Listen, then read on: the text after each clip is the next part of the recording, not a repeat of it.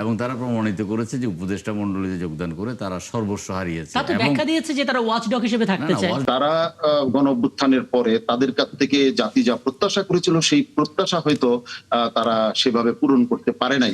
চট্টগ্রামের সাবেক মেয়র মঞ্জুর আলমের বাসায় হাসরাত আব্দুল্লাহ গিয়েছেন।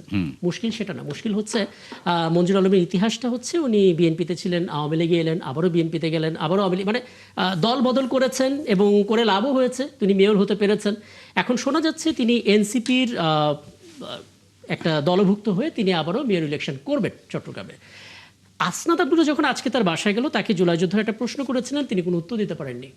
প্রশ্নটা হচ্ছে, আপনি জুলাই মাঠে ছিলেন, আওয়ামী লীগ হচ্ছে ফ্যাসিস্ট, ফ্যাসিস্টের দোসরের বাসায় কেন গেলেন? মানে রাজনীতির মধ্যে যাদের কার্যক্রমকে আমরা নিষিদ্ধ করছি, তাদের কার্যক্রম করে একজন ব্যক্তি যিনি করে এসেছেন তাকে মেয়র ইলেকশনে যদি দাঁড় করানো হয়, রাজনৈতিক দল বিএনপির বক্তব্যটা কি, আপনাদের বক্তব্য না? দেখুন, আপনার মঞ্জুর আলম একসময় আওয়ামী লীগ করতেন, আওয়ামী লীগের কাউন্সিলর ছিলেন, ভারপ্রাপ্ত মেয়র ছিলেন, পরবর্তীকালে বিএনপি যোগদান করে মেয়র হয়েছেন। বিএনপি দুঃসময়ে তিনি বিএনপি ত্যাগ করে আবার আওয়ামী লীগ করেছেন। আবার যখন 5ই আগস্টের পরিবর্তনের পর তিনি আবার একটু বিএনপি থেকে ঘেঁষার চেষ্টা করেছেন। এখন এনসিপি ওনাকে প্রপোজাল দিতেই পারে, যেতেই পারে। তো সেক্ষেত্রে তো হাসানাত আব্দুল্লাহর মোটামুটিভাবে আজকে ভালোই ধরা খেয়েছেন এবং কোনো উত্তর দিতে পারেন নাই হাসানাত আব্দুল্লাহ। এবং হাসানাত আব্দুল্লাহরা তো আপনারা একটু আগে বললেন নাহিদ ইসলাম খুব মানে চৌকসে সেই হ্যান ত্যান কি বললেন আর কি। নাহিদ ইসলাম যে একদম একেবারেই বোকার স্বর্গে বাস করছে সেটা তো 8 তারিখে প্রমাণ করে দিয়েছে। কোটা বিরোধী আন্দোলন করে সে কোটায় উপদেষ্টা যেদিন হয়ে গেছে সেদিনে বলছে গেল সব গেল। এবং এটা আমি 9 তারিখ বৈশাখী টেলিভিশনে একটা টক শোতে বলেছি যে এটা একেবারে শেষ হয়ে গেছে, এটা একেবারে অনুচিত কাজ হয়েছে তারা উপদেষ্টা মণ্ডলী যোগদান করা। এবং তারা প্রমাণিত করেছে যে উপদেষ্টা মণ্ডলীতে যোগদান করে তারা সর্বস্ব হারিয়েছে। তাতে ব্যাখ্যা দিয়েছে যে তারা ওয়াচডগ হিসেবে থাকতে চায়। ওয়াচডগ হিসেবে তো উপদেষ্টাতে থাকতে পারেন নাই। ওয়াচডগ হিসেবে উপদেষ্টাতে গিয়ে তারা নিয়োগ বদলি, যেটা আমরা কল্পনাই করি নাই, পদোন্নয়নের ব্যাপারে লক্ষ টাকা, কোটি টাকা, শত কোটি টাকা তারা বাণিজ্য করেছে, তাদের লোকজন বাণিজ্য করেছে। একেবারেই আপনার শেষরা মেসরা যেগুলো ছেঁড়া স্যান্ডেল পড়তে পারতো না তারাও হয়ে গেছে। নাহিদ ইসলামের নিজের মানে শারীরিক কাঠামোর যে পরিবর্তন, এটাও একদম বিস্ময়কর পরিবর্তন, বুঝছেন না? সুতরাং তাদের এই পরিণতি হবে, এটা এর চাইতে আপনার খুব বেশি ভালো। কিন্তু রাজনৈতিক ভাবে তারা তো তরুণ, সচেতন, এবং তারাই কিন্তু মনে রাখতে হবে যে একটা বড় রেজিমকে সরিয়েছে। তারা বড় রেজিম সরিয়েছে, তারা রেজিম সরায় নাই, তারা কিছুই করে নাই। তারা একটা কোটা বিরোধী আন্দোলন শুরু করেছে। আন্দোলনটাকে বেগবান করার জন্য আমরা যত রকমের সাহায্য সহযোগিতা করার দরকার সেটা করেছি। 17 বছর পর্যন্ত আমরা বারুদকে মানে একেবারেই প্রস্তুত করে রেখেছি, শুধুমাত্র একটা ম্যাচের কাঠি জ্বালিয়ে দিলে সেটা হবে। আমরা তো জানতাম স্বৈরশাসকের পতন হবে, অভ্যুত্থানের মাধ্যমে পতন হবে, পালিয়ে যাবে, খুন হবে সারা পৃথিবীতে। সমষ্টিগত আন্দোলনে যেমন আমার নির্বাচনী এলাকায় 6 জন মারা গেছেন, 6 জনে বিএনপি করে। যে 1400-1500 জন মারা গেছেন বলে আমরা জানি, তার মধ্যে 900 জনের উপর সরাসরি বিএনপির নেতাকর্মী মারা গেছে, অনেকে সাধারণ লোকজন মারা গেছে। আপনার ঢাকা বিশ্ববিদ্যালয়ের একজন ছাত্র মারা যায় নাই, আর তাদের কেউই মারা যায় নাই। 2 দিন পিট্টি খাওয়ার পরেই তারা কিন্তু আন্দোলন স্টপ করে দিয়েছিলেন। সেই দিন কিন্তু বেসরকারি বিশ্ববিদ্যালয়ের ছাত্ররা যেমন আন্দোলন নেতৃত্ব দিয়েছেন, সারা বাংলাদেশে সেরকম বিএনপি সহ অন্যান্য রাজনৈতিক দলগুলো আন্দোলনের নেতৃত্ব দিয়েছে। শুধু আন্দোলন একা কারো সুবিধাভোগী আমরা হতে দেব না, হওয়ার কোনো সুযোগও নাই।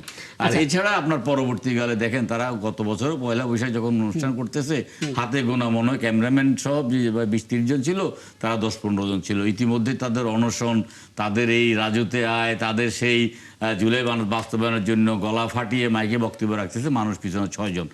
এগুলো তো তারা মানে কাটতে পারবে না। আমি শুধু আপনার লাস্ট স্টেটমেন্টটা চাই, তারপরে আমি সাহেব থেকে তারেকের কাছে যাবো। অনেকক্ষণ ধরে উনি অপেক্ষা করছেন। আপনি শুধু এটুকু বলবেন যে কাজটা ঠিক হবে কিনা, মানে কার্যক্রম নিষিদ্ধ, একজন মানে ফ্যাসিস্ট বলা হচ্ছে যে তার দোসর, ট্যাগিং, এবং এটা সবাই জানে এলাকায়। তার বাসায় গেলেন হাসরাত আব্দুল্লাহ একজন জুলাই যোদ্ধা হয়ে, এবং তিনি যদি পরবর্তীতে এনসিপিতে আসেন, তিনি যদি পরবর্তীতে সিটি কর্পোরেশন নির্বাচনে যুক্ত হন, মানে বিষয়টা কি বার্তা যাবে? না, বার্তা তো আজকেই চলে গেছে। হাসরাত আব্দুল্লাহ কি একটা শব্দ উচ্চারণ করতে পারছে? মঞ্জুর আলমের বাসায় যাওয়ার প্রেক্ষিতে সেটা কি সেখানে মঞ্জুর আলম থেকে ধরনের দান অনুদান আনতে গেছে না দলে যোগদান করতে গেছে? কোনো কিছু তো হাসান আব্দুল্লাহর মতো মুখোড়া একটা ব্যক্তি, মানে তার মুখ যেভাবে মুখ চলে সে তো একেবারে বশীকরণ, মুখোড়া মনে বশীকরণ যেরকম, সে তো বশীকরণ হয়ে গেছে। হ্যাঁ, মানে সংসদ সদস্য আপনি শেষ করেছেন। আমি একটু 7 থেকে তারিখ আপনার কাছে আসি। দুটো বিষয়, একটা সর্দার ফরিদ খুব স্পষ্ট করে বলেছেন যে অনেক রাজনীতিবিদরা আসলে বক্তব্যের বাইরে, দলের বক্তব্যের বাইরে যেতে পারেন না, বাধ্য হয়ে তারা বলেন।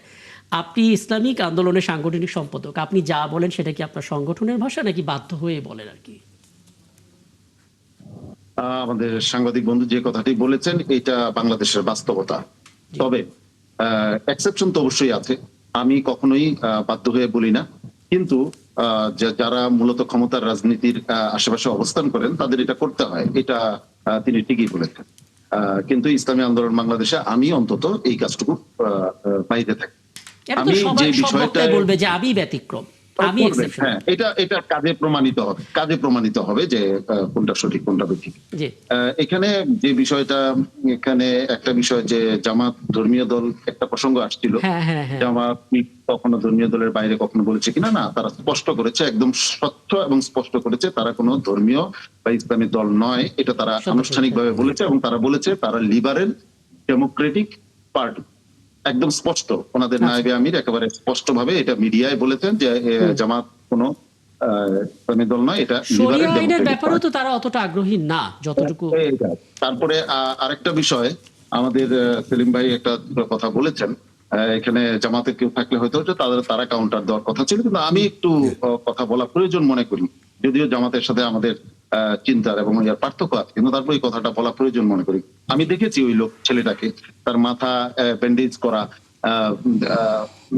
পরবর্তীতে যখন খোলা হলো দেখা গেল যে ভিতরে কোনো আঘাত নাই, তেমন কোনো আঘাত নেই। জি, তো সেই হিসাবে তিনি জামাতকে প্রতারকের দল বলেছেন।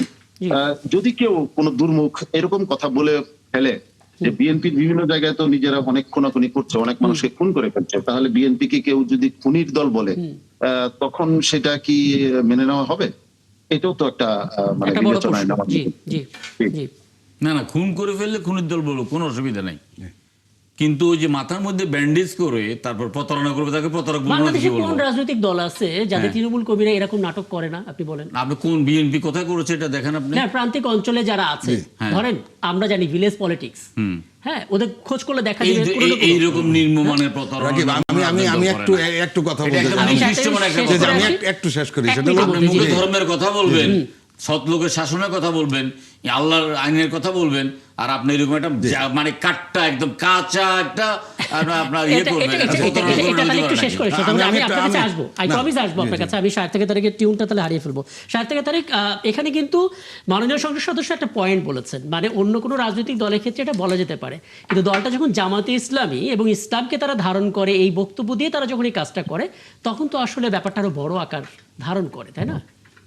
হ্যাঁ, উনি যে বিষয়টা পয়েন্ট আউট করেছেন এর চাইতে বড় বিষয় হচ্ছে যে তারা তাদের লিটারেচারে, তারা সবকিছুতে তারা নিজেদেরকে দিন কায়েমের সংগঠন বলে, ইসলাম কায়েমের সংগঠন বলে, কিন্তু কার্যত তারা যখন সময় আসে তখন তারা বলে যে না, আমরা দিন কায়েমের সংগঠন না, আমরা শরিয়া কায়েমের জন্য করতে চাই না।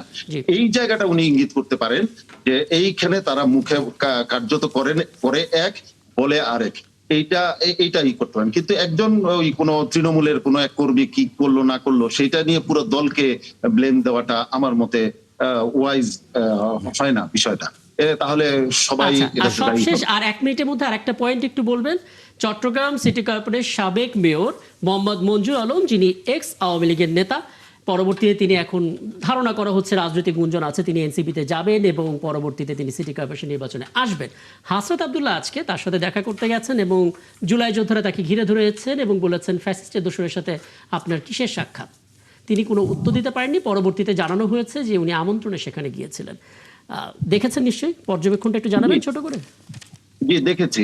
আমি তো জানি না আসলে হাসান আব্দুল্লাহ কি কারণে গিয়েছেন।